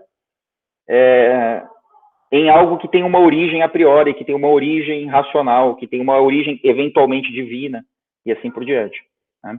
Então, quando essa associação, né, quando essas percepções ganham uma certa longevidade, nós esquecemos de que na verdade foi a partir da nossa observação que elas foram identificadas e categorizadas, e vamos supor que elas têm uma origem anterior a nós mesmos. Né? Que é a teoria da substância do Aristóteles, a teoria das formas do Platão e assim por diante. Né? Então, no final das contas, esse equívoco que acontece frequentemente, ele se converte num misticismo, né? Então, a filosofia, ela, em um determinado momento da sua história, ela sempre mistifica as suas próprias noções, tentando lhe dar um estatuto sobrenatural, né, um estatuto metafísico para essas noções. E é exatamente aí que está a oportunidade dos céticos. Porque quando os céticos abordam, por exemplo, um sistema como o do Tomás de Aquino ou do Aristóteles, ele vai acusar justamente disso, né? Fala assim, pô, mas de onde que você tirou que essa causalidade ela é necessária? Por que as coisas não podem mudar? Por que o Sol pode não nascer amanhã? Por que um objeto, ao invés de cair, não possa começar a subir a partir de agora? Né? Por que o oxigênio, ao invés de nos sustentar vitalmente, ele não pode nos matar? Você não pode provar isso. Né? O máximo que você está dizendo, olha, as coisas até hoje têm sido assim, mas eu não tenho uma prova de que elas vão continuar sendo assim. Né? O Hume, nesse momento, ele tá atacando o Isaac Newton, com certeza. O grande objetivo dele é botar a obra do Isaac Newton abaixo. E é isso que o Kant vai perceber, né? Ele vai dizer, olha, o Hume fez um trabalho fundamental, que ele mostrou, dentro de um conceito central da filosofia, que não existe uma prova a priorística, uma prova racional desse conceito, que é base. Então, com isso, ele demoliu tudo. Mas ele não percebeu que, nessa demolição, surge uma oportunidade para reconstruir a metafísica. Mas tem um problema. A reconstrução possível de uma metafísica depende do estabelecimento dos limites que essa ciência pode ter. Então, assim, o Kant ele vai se manter humeano na perspectiva de que não é mais possível que a metafísica seja considerada a rainha das ciências e tampouco fundamento de todas as outras, né? De maneira irrefletida. Mas, se bem delimitada, ela pode, e isso é uma hipótese de trabalho, né? Ela pode não somente contribuir com as outras ciências, mas efetivamente fundar uma nova ciência. Que o que está em mira, imediatamente, é a filosofia moral e a filosofia política, que é aquele antigo projeto do Wolff de fundamentar uma moral em termos estritamente racionais. Então, é importante biografar o Kant para entender que a conversa não fica clara se nós estivermos somente no Hume, né? É preciso colocar esse outro elemento dos anos 50 aí nessa história. Então, o que vai aparecer ali, né? Tanto nos prolegômenos como nesse primeiro prefácio, no segundo também. Primeira providência que nós temos que tomar é o de proibir a metafísica, proibir a filosofia. A filosofia ela tem que se retirar do cenário do debate intelectual e ela precisa passar por um balanço, ela precisa passar por um exame, né? E o que é a filosofia ou metafísica? Tá? A partir de agora, quando eu usar esses termos, é meio que a mesma coisa. A filosofia e a metafísica, ou metafísica, são manifestações do exercício da razão pura. Então, a música, sei lá, é a manifestação, a concretização do exercício da sensibilidade e da habilidade físico-motora. A química é o exercício de sei lá o quê, a literatura é o exercício de sei lá do quê. A filosofia, ela é a manifestação do exercício da própria razão pura, que é algo do qual nós não podemos abrir mão, não é possível, né? Isso quer dizer, basicamente, que, apesar dele evocar essa interdição da metafísica e da filosofia, é uma interdição provisória, porque enquanto existirem seres humanos, existirá a metafísica. Enquanto existirem seres humanos, existirá a filosofia. A filosofia é um produto natural da razão, né? É um produto necessário quando a razão atua. E a razão sempre vai atuar em nós. Por isso que ele chama a atenção para a urgência desse trabalho. Olha, a metafísica vai continuar acontecendo. Então, o que nós precisamos fazer? Nós precisamos estabelecer regras claras e limites definidos para o seu campo de investigação. De maneira semelhante, vai aparecer também na antropologia, na paz perpétua, a mesma consideração em relação à política, né? Enquanto houver humanidade, haverá política. Logo, nós precisamos nos debruçar sobre esse assunto e definir quais são os seus limites, quais são os seus alcances, enfim, quais são as suas mecânicas internas, né? E é isso que quer dizer a palavra crítica no Kant.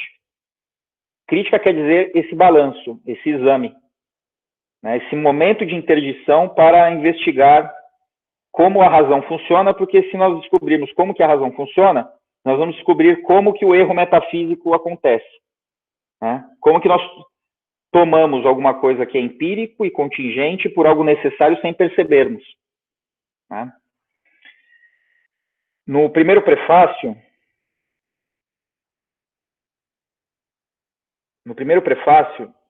ele começa exatamente assim. E aqui ele está falando especificamente do Hume. A razão humana, num determinado domínio dos seus conhecimentos, tá? Então, a razão humana ela tem vários âmbitos de conhecimento, né? Então, num determinado domínio dos seus conhecimentos, possui o singular destino de se ver atormentada por questões que não pode evitar, é ingênito a razão, pois lhe são impostas pela sua própria natureza, mas às quais também não pode dar resposta por ultrapassarem completamente as suas possibilidades. Então, vejam,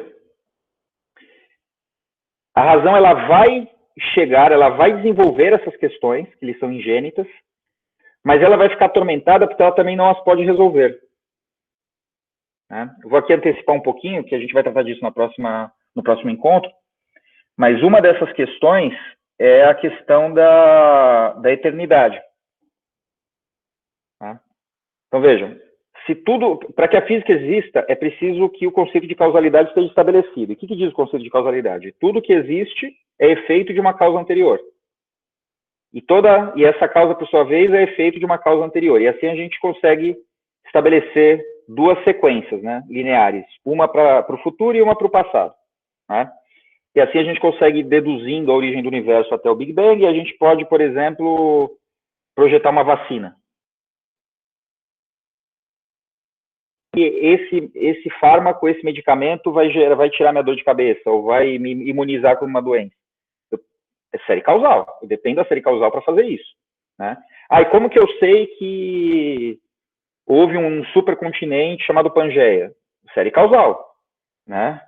Como que eu sei que já teve mar no Saara? Série causal. Eu vejo uma conchinha lá no meio da areia e eu deduzo, né?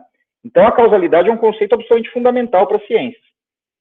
O problema é que se eu for perseguindo a série causal, cujo princípio é, lembrando, tudo que existe é causa de algo no futuro e efeito de algo no passado, eu tenho dois caminhos. Ou em algum momento eu suspendo a regra, né? Isso aqui é efeito de uma causa, essa causa é efeito de outra causa, tá, então eu preciso de uma causa primeira. Que causa primeira é essa? Deus. É o que Aristóteles faz, né? Ou então eu digo, não, eu não posso suspender o princípio que me trouxe até aqui. Então eu tenho que continuar. Só que se eu continuar, isso vai ao infinito. E o infinito é uma noção que ela não pode ser descrita, porque o infinito ele é inapreensível. Como é que eu defino o infinito? O Kant vai dizer, ele fala, olha, o infinito não é alguma coisa, não é um conceito que tem algum tipo de conteúdo, né? Ele é um dos poucos conceitos que não tem, assim, ele é um conceito que não tem predicado, né? Por quê? Porque ele é tautológico. O que é o infinito? É aquilo que não tem fim. Ok, isso já está dito no sujeito. Infinito, né? Todo conhecimento científico, ele traz no predicado uma informação nova em relação ao sujeito. É isso que quer dizer juízo sintético, né? Quando aparecer juízo sintético no Kant, é isso. O que está no predicado está acrescentando algo ao sujeito. No conceito de infinito, eu tenho uma tautologia. O predicado está reafirmando alguma coisa que já está no sujeito.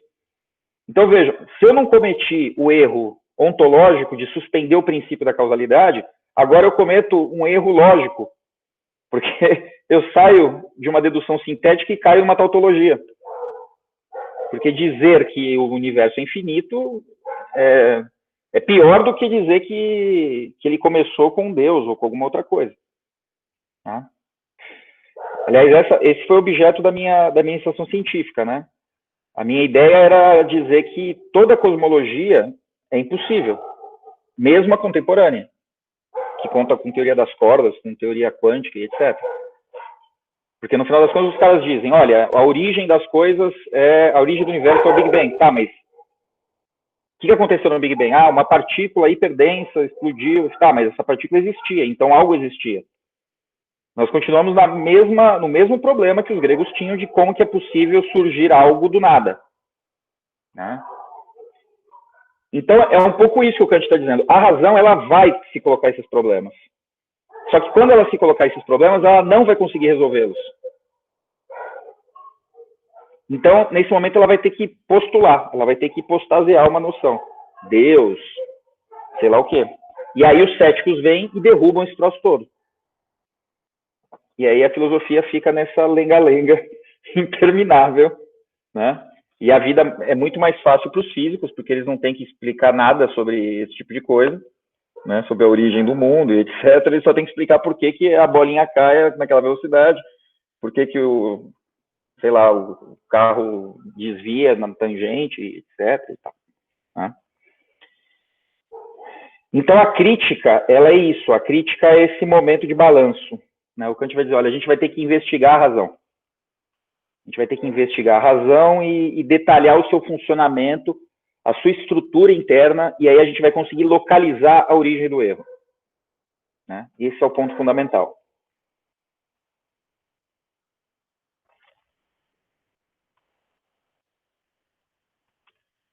Por isso que no começo dos prolegômenos, ele vai dizer o seguinte.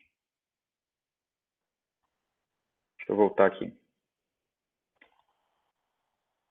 Opa, passei demais, será? Passei. Né? Então ele diz no começo dos prolegômenos, né? Esses prolegômenos não são para serem utilizados por aprendizes, mas por futuros mestres, e a estes devem servir, não para ordenar a exposição de uma ciência já existente, mas para, antes de mais nada, inventarem eles mesmos essa ciência. Bom, ele não está sendo arrogante aqui. Ele não está dizendo, olha, não é para você porque você não vai entender. Quando ele diz aprendizes, ele está pensando naquele sujeito que vai até um campo do conhecimento para aprendê-lo. Só que para que você possa ir até um campo do conhecimento para aprender, esse conhecimento precisa existir. E não é o caso da metafísica. Né? Então dá para você fazer isso com química, com matemática, com qualquer outra coisa. Tá lá, você vai lá aprender com Newton, você vai aprender, vai fazer a conta e tudo mais. Agora, se você for à metafísica para aprender, você vai aprender o quê? Se ela é uma terra arrasada. Né? Não tem o que aprender. Então, não é para aprendizes, é para aqueles que vão assumir a tarefa de construir a metafísica. Mas, para isso, você precisa passar pelo balanço, passar pela instância crítica. Então, o que o Kant está se propondo a fazer é escrever uma propedêutica para uma filosofia futura. Por isso que o nome do texto é Prolegômenos a toda metafísica futura que possa apresentar-se como ciência. Né? Então ele fechou para balanço, instaurou o tribunal da crítica, e ele espera, mas ele já está velhinho, né? Ele espera poder contribuir com alguma coisa, mas a evocação é para que os novos filósofos, então, a partir desse recenseamento que ele faz da razão, possam, então, construir uma metafísica futura. Né? É curioso que no corpo da Crítica da Razão Pura ele vai apresentar quais são as duas possibilidades dessa metafísica futura. Né? De novo, vai ser uma metafísica da natureza, que ele vai tentar apresentar, né, que ele diz que pode ser possível. Existe até uma tentativa dele, tem uns esboços do Kant, os manuscritos que iam nessa direção. E a outra metafísica é a metafísica da moral, né, que é a segunda crítica dele, crítica da razão prática. Né, que são os trabalhos que se voltam para a filosofia moral e que se conectam mais propriamente com a sua filosofia política. É interessante que nessa metafísica da natureza o que está colocado é a ontologia, que era a metafísica geral do Wolff. E essa metafísica da moral, né, que está no Fundamentação à Metafísica dos Costumes, Crítica da Razão Prática e a própria Metafísica dos Costumes.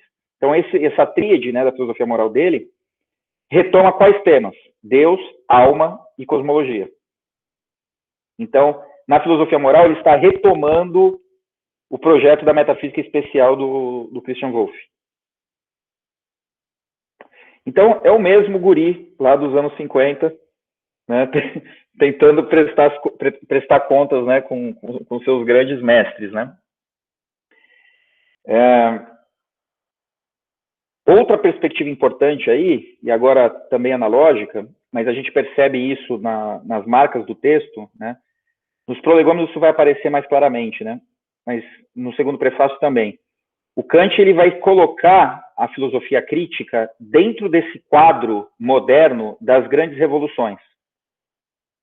Então ele vai comparar a filosofia crítica à Reforma Protestante, ele vai comparar a filosofia crítica ao Renascimento, e como é super conhecido, lá no segundo prefácio, ele vai tratar a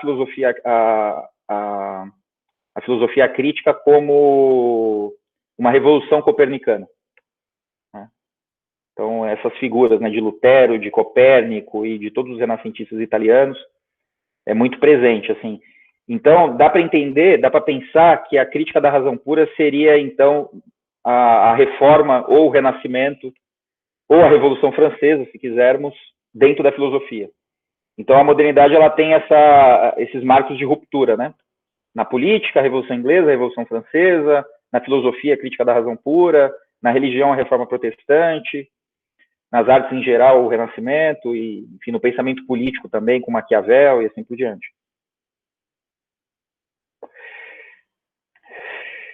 Bom, aqui eu já estou quase que entrando no texto, assim, eu não quero esvaziar o próximo encontro, também a gente já está aqui há mais de 1h30. Então, para evitar, eu queria só deixar, então, como reflexão final, uma hipótese que eu carrego, que é a seguinte: a história da filosofia, ela se apresenta, né, a partir de um corte bem importante e clássico, já que é o corte entre filosofia pré-socrática e pós-socrática, né? Então, considerando a filosofia pré-socrática como uma filosofia conectada a um misticismo, né, muito praticada dentro das seitas gregas e tal, em grande medida, em uma parte voltada para a matemática abstrata e outra parte voltada para os estudos da natureza, né, os chamados estudos da física, né? Então, a composição da matéria, o princípio fundamental da matéria, etc. Então, Sócrates é aquele primeiro que vai não negligenciar esses estudos, mas apresentar como tarefa prioritária investigar a própria existência humana, né? E quais são suas condicionantes, né? Então, é a história lá do frontão, né? Do pórtico, né? Conhece-te a ti mesmo. Então, assim, olha, antes de descobrirmos a origem das coisas, a origem da matéria, nós temos que nos conhecer primeiro, né? E aí questões como política, como moral, como justiça, como bondade, tudo isso se torna prioritário, né? Então, existe esse corte, é claro que, principalmente a partir de Platão, é também quando o primeiro grande sistema filosófico vai surgir, então tem um aspecto histórico também da importância do Sócrates e do Platão. A filosofia pré-socrática só restou em fragmentos, então também tem essa questão da profusão de livros que nos chegaram, né, de Platão e tal. Mas existe realmente um corte epistemológico aí, né, e um corte temático também.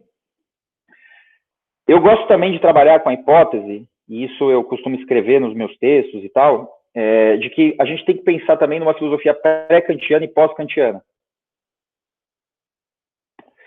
Por quê? E aqui, essa reflexão me veio a partir de um livro do Erich Fromm, em que ele é um livro chamado, bom, talvez eu erre a ordem, tá? Mas é Marx, Nietzsche e Freud. Né? O que ele vai dizer nesse livro, assim, entre tantas outras coisas, mas uma das teses dele é: não importa se você concorda com esses três, é impossível tratar qualquer tema contemporâneo sem dialogar com eles. Então, assim, inclusive, esses três autores, eles referenciaram um certo jargão intelectual e até mesmo popular no século XX.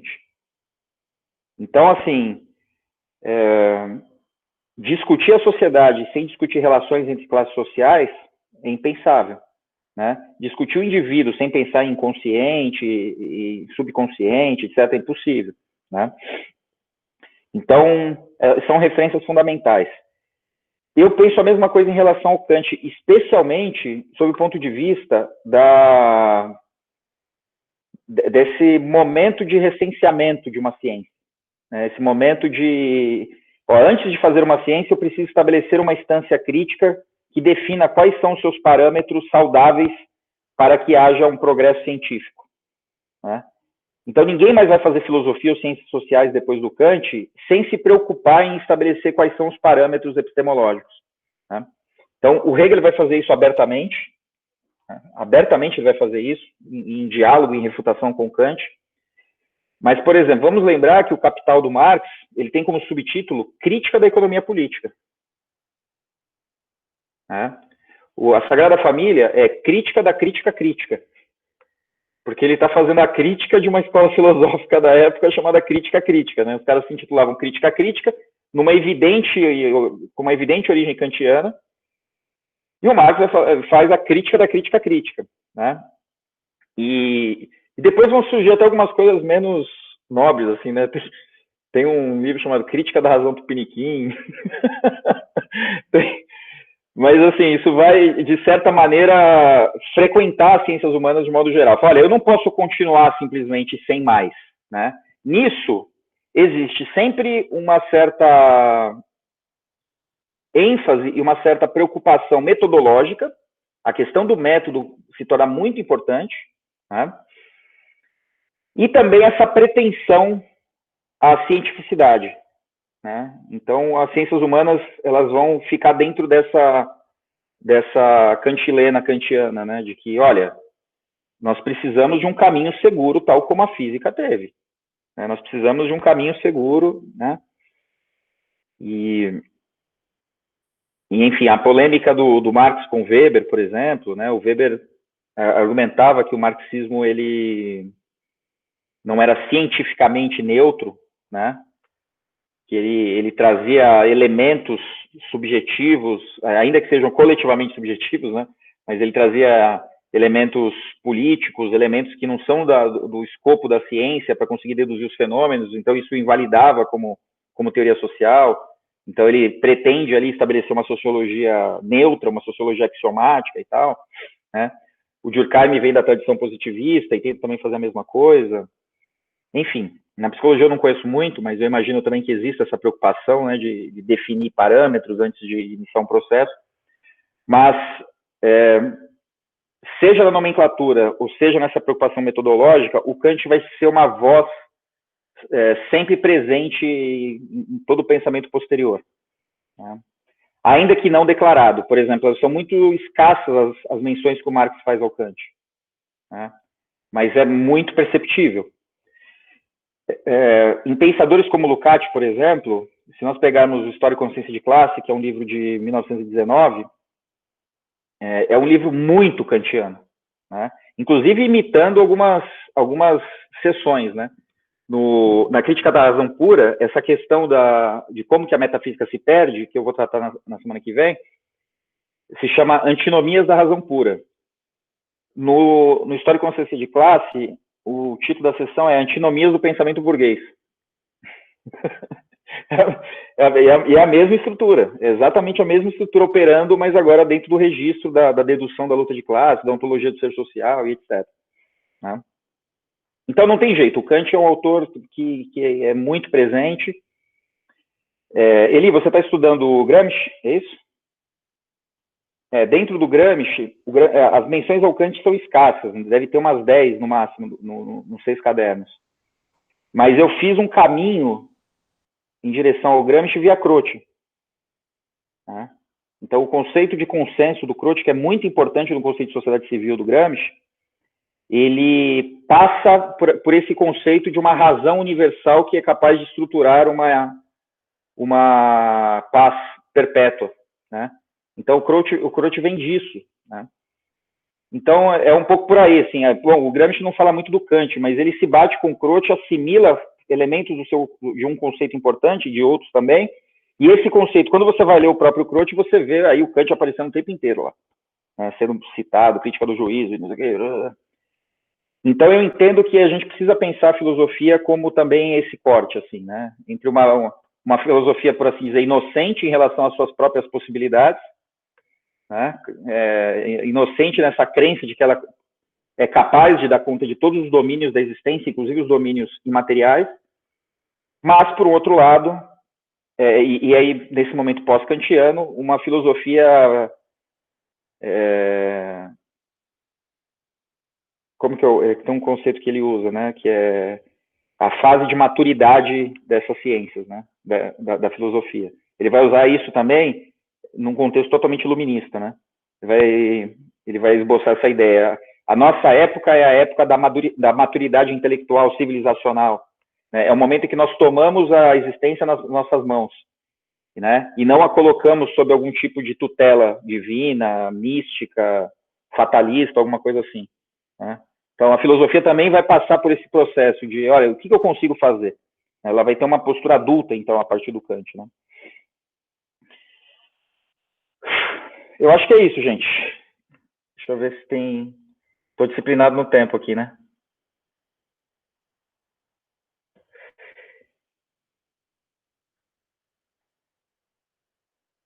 Eu acho que é isso.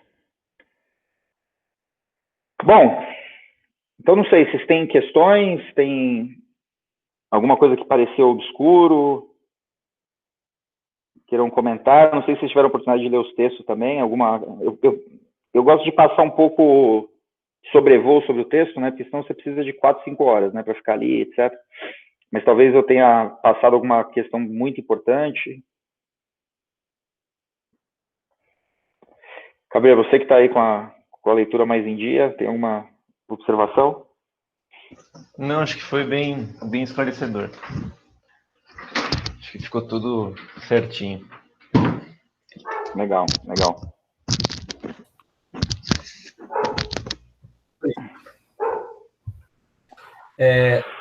Pensando nessa ideia de maturidade, fase adulta da filosofia, obviamente você traz essa hipótese, mas em cima daquilo que o Kant construiu, né, filosoficamente, em que medida a Revolução Francesa ela representa,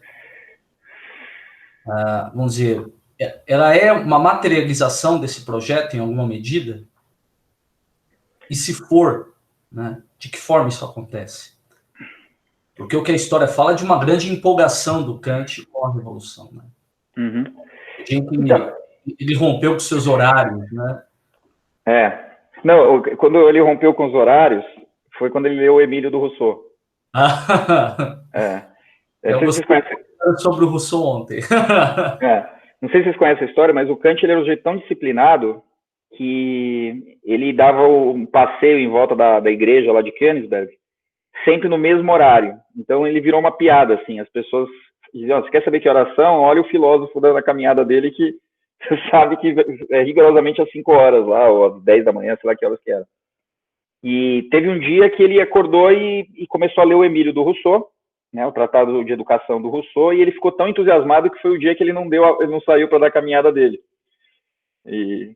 Então, mas ele, de fato, ele foi um entusiasta da Revolução Francesa, né? Pelo menos sobre o seu significado histórico, né? Há sempre reservas em relação aos desdobramentos até 1798. Mas assim, cara, esse tipo de questão, aí de novo, né? Isso aí é análise hegeliana marxista, não tem por onde ir, entendeu? É teoria das estruturas e superestruturas, né? Então, as superestruturas expressando movimentações e alterações e revoluções dentro da estrutura econômica. Então, o que está acontecendo ali, né? Está acontecendo a Revolução Industrial. A burguesia está deixando de ser mercantilista, de ser uma burguesia mineradora e baseada numa economia agrícola e escravagista, né? Ainda que num escravagismo moderno, e está revolucionando os seus meios de produção de riqueza. E aí todos esses princípios do racionalismo, da autodeterminação, do self-made man, enfim, todas essas referências, elas começam a aparecer, elas começam a se plasmar na esfera da cultura. Então, se a gente pensa, por exemplo, num Bach, né? O Bach escrevia música religiosa, mas é uma música religiosa fortemente racionalista, né? Então, é aquela ideia de que eu posso ascender ao sentimento religioso, à contemplação do divino, a partir de algo que é estritamente humano e absolutamente matemático, né? Que é a música perfeita, né? Depois, em Haydn, isso vai aparecer, em Mozart também, em toda a arte classicista, na filosofia do Kant, né? Então, eu acho que, assim, os elementos paralelos são esses, assim, né? De um corte entre os planos do divino e do mundano, né? Do político e aquela união medieval, né? Do trono com a cruz e tal, né? Da espada e da cruz, do trono e do altar. Mas são paralelos que você deduz a partir você precisa de um conceitual marxista para conseguir unir essas coisas, assim, né? Na perspectiva do Victor Goldschmidt, uma coisa não tem nada a ver com a outra. O Kant escreveu aqui, a revolução aconteceu lá, e ok, né? Coincidências, assim, né? Não, eu estou vulgarizando um pouco. É claro que o Goldschmidt não, né? A recomendação é como ler o texto, né? Mas é aquilo que a gente estava falando no começo. Depois de ler o texto, nós precisamos partir para essas deduções. O Lukács vai fazer isso o tempo inteiro, né? Eu vou falar um pouquinho disso no quarto encontro. Mais importante é que eu coloquei o Introdução a uma Estética Marxista porque é um textinho curto. Então, eu estou imaginando que estou todo mundo correndo, fazendo mil coisas, né? E fazendo, o que eu posso trazer de um elemento, assim, para ser algo breve, mas que dê uma substância. Então, eu escolhi trechos curtos. Mas a melhor opção, se nós estivéssemos falando de um curso de longa duração, por exemplo, seria o Assalto à Razão, em que é um livro em que o Lukács vai apresentar que, a partir dessa crise do pensamento kantiano, dos anos 90, do século XVIII, vão surgir com muita força hipóteses e postulações não racionais dentro da filosofia clássica alemã, que vão retomar para uma projeção, né, em abstrato, chutes em abstrato, que é o que ele vai chamar de irracionalismo. E esse racionalismo, ele vai evoluir para a psicologia do Freud, por exemplo, né, que vai colocar o eixo da conduta humana no inconsciente, e não numa racionalidade historicamente defendida. E isso vai começar a se plasmar também na política sob a forma do fascismo. Por isso que o livro se chama Assalto à Razão, a história do irracionalismo de Schelling até Hitler. Isso é um método genético em ato aí, né? Eu ia mencionar isso, né, mais fortemente, enfim, e dá para a gente pensar também na crítica que o Carlos Nelson Coutinho vai fazer ao estruturalismo francês, a filosofia do Foucault, né, a filosofia dos pós-modernos, né, como ainda desdobramentos desse racionalismo, né? Esse abandono da possibilidade da totalidade, né? Esse abandono da inteligibilidade racional da existência. Então, assim, a existência ela não pode ser compreendida. Então, como é que nós vamos fazer? Bom, vamos apostar em algo, né? Então, o fascismo é isso, né? Ele coloca um elemento emocional no coração da ação política, né? Emocional no pior sentido, né? No mais violento, no mais sádico e assim por diante. Mas a razão, ela perde espaço. Então, o Lukács está trabalhando muito nessa ideia, né? A história da filosofia moderna, pós-kantiana, ela é irracionalista e isso pode ser rastreado ali na crítica do juízo, que é a terceira crítica dele. E o grande projeto da filosofia lucatiana é o de tentativa de estabelecimento de uma ontologia racional como contraponto a esse racionalismo que ele entende, que a democracia, que a igualdade social são elementos que só podem existir e só podem se fundamentar politicamente dentro de uma dimensão racional, né? Então, todo projeto político que com o qual o Lukács está comprometido, dependem de uma possibilidade da realidade ser abordada de maneira racional e totalizante. Você não pode apelar para elementos subjetivos, irracionais, místicos e coisas que tais. Então, enfim, quanto mais eu falo da filosofia moderna, mais eu me convenço de que a gente tem que fazer um corte pré- e pós-kantiano, porque está tudo ali, né? Efetivamente está tudo ali. Tudo bem? Então tá bom. Então, gente, puxa, uma alegria muito grande de poder conversar. E é isso. Então, espero que vocês tenham condições de estarem aqui semana que vem, né? Espero que tenha sido produtivo. E aí eu mando logo em seguida, eu preciso agora localizar os PDFs, assim, né, de práticos, porque, assim, o PDF da Crítica da Razão Pura não é nem um pouco prático. Talvez, como estratégia, como na semana que vem eu pretendo tratar da mecânica do texto, talvez a estratégia seja usar o segundo prefácio, talvez. Porque ali eu já tenho alguns elementos mais concretos. Mas eu acho que um artigo seja, acho que uma melhor opção aí. Ok? Então é isso aí, gente. Então, obrigado. Valeu. Obrigado, tchau. Obrigada, Cris. Obrigada, pessoal. Tchau, gente. Obrigado, um abraço. Tchau, tchau. Boa noite.